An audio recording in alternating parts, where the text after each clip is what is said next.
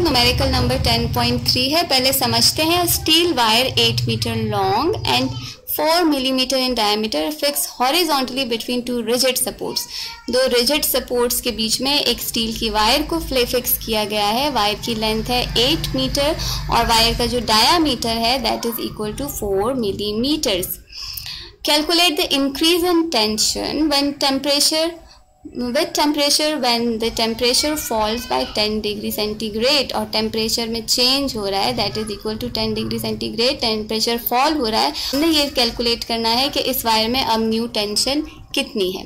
Data हमारे पास है length of the wire 8 metres, diameter of the wire that is 4 millimetre. Millimetres को हम मीटर्स में कन्वर्ट करने के लिए इसको हम डिवाइड कर देंगे बाय 1000 तो ये कन्वर्ट हो जाएगा इनटू मीटर्स। सो मीटर्स में कन्वर्ट करने के लिए हमारे पास किसके रेज़ टू द पावर -3। चूंकि हमें रेडियस चाहिए तो इसको हम 2 से डिवाइड करते हैं। ये हमारे पास रेडियस आ गया। r is equal to 2 into 10 raise to the power -3 metres. हमें कैलकुलेट करनी है टेंशन और टेंशन जो है वो किसके इक्वल है, फोर्स के इक्वल, यानी इस पूरी वायर में कितनी फोर्स अप्लाई हुई है इस वक्त। Change in temperature delta T is given that is 10 degree centigrade. Coefficient of linear expansion यहाँ पर कितना है, स्टील की वायर का कोएफिशिएंट ऑफ लीनियर एक्सपेंशन हमें दिया हुआ है that is equal to 12 into 10 raise to the power -6। इसका यंग मॉडुलस की वैल्यूज हमें दी हुई है that is equal to 2 into 10 raise to the power 11 newton metre square.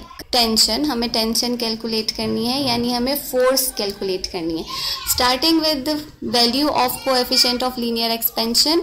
Coefficient of linear expansion जो होता है वो किसके इक्वल होता है, change in length upon L delta T, original length into temperature. अब हमें यहाँ पर हमारे पास कोएफिशिएंट ऑफ लीनियर एक्सपेंशन की वैल्यू भी दी हुई है, हमें ओरिजिनल लेंथ भी पता है और हमें डेल्टा टी भी पता है।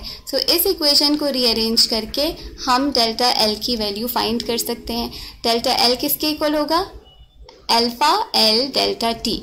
वैल्यूज पुट करें, हमारे पास डेल्टा एल की वैल्यू आ जाएगी that is equal to 960 into 10 power -6।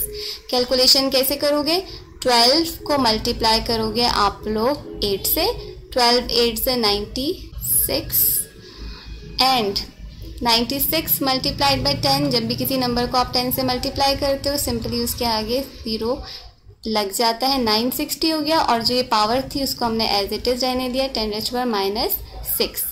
So delta L हमारे पास आ गया, change in length is equal to 960 into 10 raise to power -6 metres. और अगर आप इसको थोड़ा और सिंप्लीफाई करना चाहते हो तो आप डेसिमल पॉइंट को इस पॉइंट से मूव करोगे 1 2 पॉइंट्स इधर जाएगा तो यहाँ पर हमारे पास 2 डिजिट्स ऐड हो जाएंगे, ये -6 से हो जाएगा हमारे पास -4। सो डेल्टा एल जो है ये किसके इक्वल हो गया, 9.6 into 10 raise to power -4 metres. Young modulus, ये वाली जो इक्वेशन है इस चैप्टर के लिए बहुत इंपॉर्टेंट इक्वेशन है, इसको अच्छी तरह से मेमोराइज कर लो। बार बार ये इक्वेशन आने वाली है और आपको बार बार ये यूज़ करनी पड़ेगी। Young modulus is equal to F L upon A delta L. अब ये वो चीज़ थी जो हमें चाहिए, फोर्स। y की वैल्यू हमें दी हुई है, एरिया हम फाइंड कर लेंगे क्योंकि हमारे पास पाई की वैल्यू नोन है, r की वैल्यू हमने ड्राइव कर ली, डेल्टा l हमने फाइंड कर लिया और l हमें दिया हुआ है।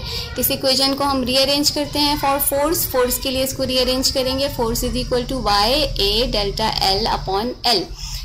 Clear, force is equal to a की जगह हमने लगाया pi r square, area is equal to pi r square delta l upon l।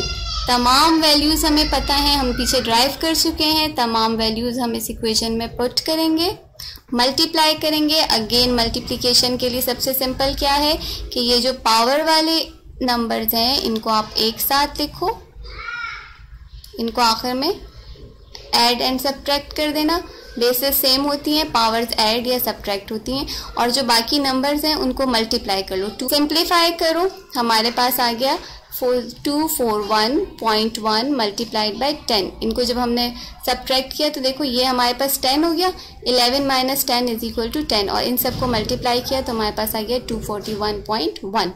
241.1 divided by 8 will give us 30.16 into 10 या 301.6। जब 10 से मल्टीप्लाई करेंगे तो हमारे पास आंसर आ जाएगा 301.6 न्यूटन्स। सो टेंशन जो वायर में प्रोड्यूस होगी that will be equal to 301.6 Newton's.